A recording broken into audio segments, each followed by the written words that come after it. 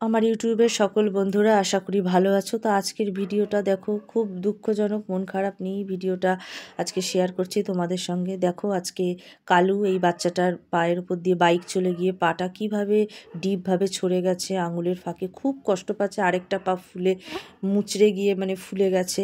তো দেখো এবার ওষুধ কিনে আনলাম, সুপ্রোমাইসিন লাগালাম। তো দেখো লাগাতে তো দিচ্ছে না, প্রচণ্ড এক তো ব্যথায় ও কষ্ট পাচ্ছে, তাও চেষ্টা করছি, লাগাতে তো হবেই, না লাগালে কি ভালোও হবে না।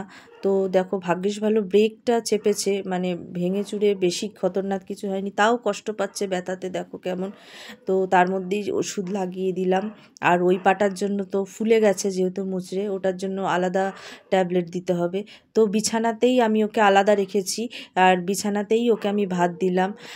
যদি বলো এঁঠো কাটার কথা বলো, অনেকে অনেক কথাই বলে, কিন্তু দেখো যদি বলো একটা বাচ্চা, সে তো হাঁটতে পারছে না, তার পাটা ফেলতে পারছে না, যদি বলো এটা অন্যায়, তো এই অন্যায় আমি বারবার করতে রাজি আছি।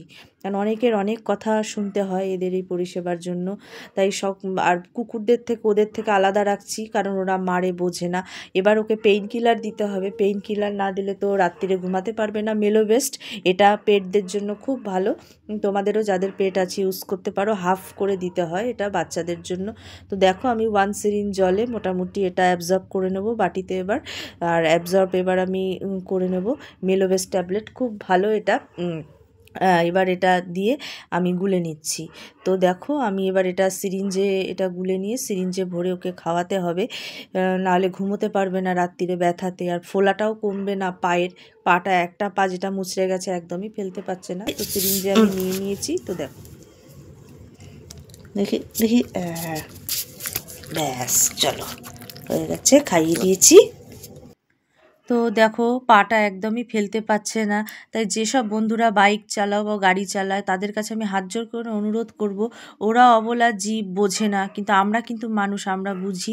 একটু সাবধানতা অবলম্বন করে যদি আমরা চলি তাহলে এই কষ্টগুলো ওরা পায় না। দেখো পাটা কেমন ফেলতে পারছে না, প্রচণ্ড চিৎকার করছে, যে লাস্টে পেইন কিলার দিতে হলো।